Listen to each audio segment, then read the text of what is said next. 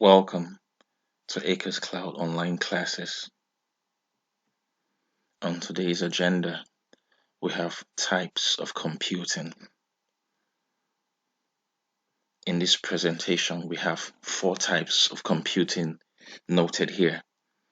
The first one is desktop computing, also known as client computing.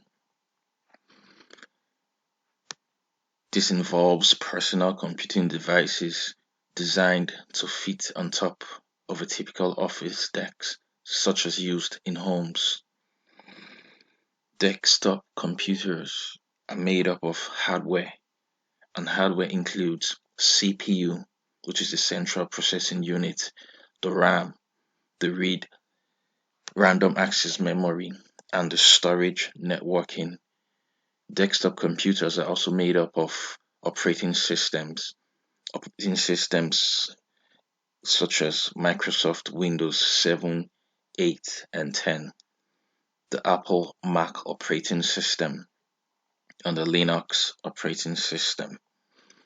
So this entails the installation of applications on these computers and running them to carry out computer operations and functions, computing operations and functions. The next type of computing we have here is the server client computing. In this computing type, clients and servers communicate over a computer network, but on separate hardware.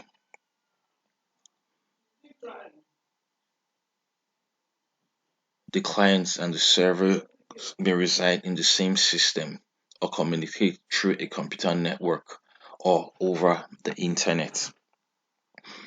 So it functions by clients requesting a computer resource and a server provides that resource. So an example of such a server client computing would be Facebook. Facebook has servers, and then we have clients who access Facebook through the accounts. So when you want to access maybe your account, or you have a particular request on that account, you send it to Facebook, and the server provides whatever resource. That Facebook server provides whatever resource you are requesting. A server may serve multiple clients at the same time, while a client is in contact with only one server.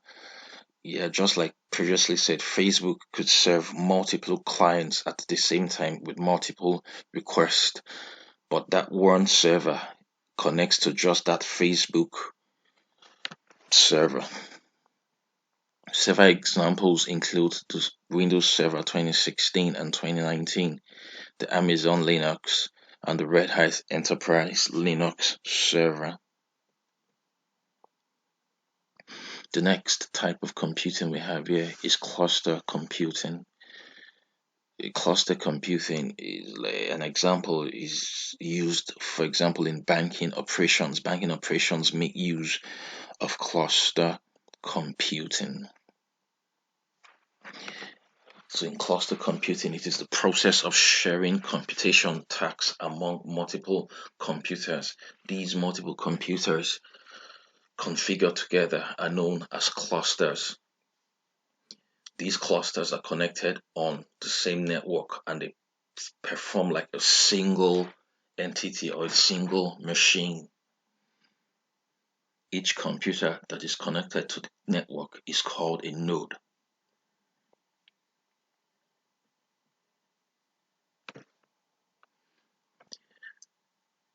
This type of computing is widely used because it offers solutions to solve complicated problems by providing faster computational speed and enhanced data integrity.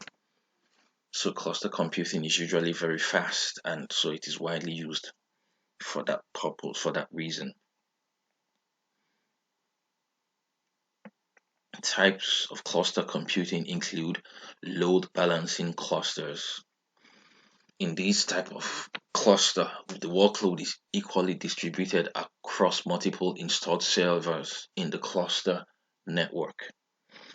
Another type of cluster computing we have is the high availability cluster. Here, redundant computer systems are utilized in the situation of any component malfunction because multiple computers are connected together and function as one. You may have some who are redundant while some are being used. So if one should go down, one of those redundant computer systems are not utilized in such a situation. Systems can go with extended functionality and provide consistent computing services like complicated databases, business activities, customer services like e-websites, and network file distribution. Another type of cluster we have is the high performance cluster computing. Here, computer networks approach utilizing Here, the computer networking approach utilizes supercomputers and cluster computing to resolve complex and highly advanced computation problems. The advantages of cluster computing. The first advantage we have here, it's cost effective and economical, hence it is widely used.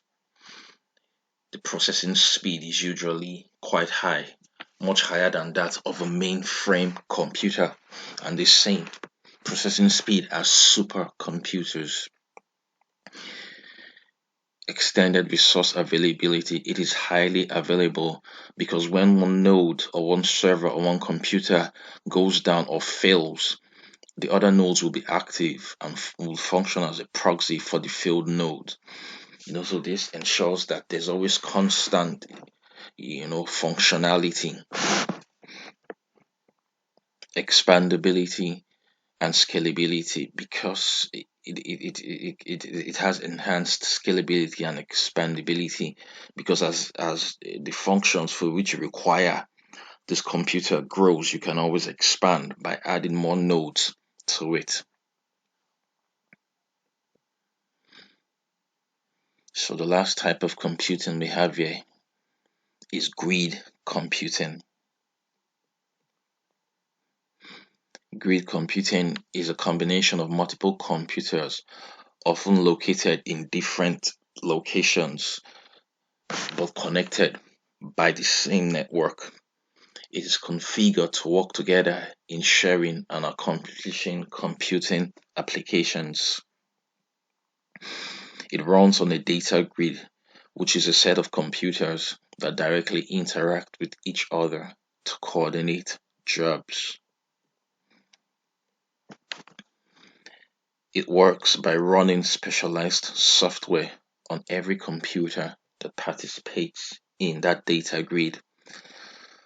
So this software functions by assigning subtasks to each computer so that they can work independently of each other on their own respective subtasks. So the outputs from each of these subtasks are then collated and aggregated to complete a larger scale task. The software allows all the computers to communicate over the network so as to share information on what portion of the subtasks each computer is running and how to consolidate and deliver outputs.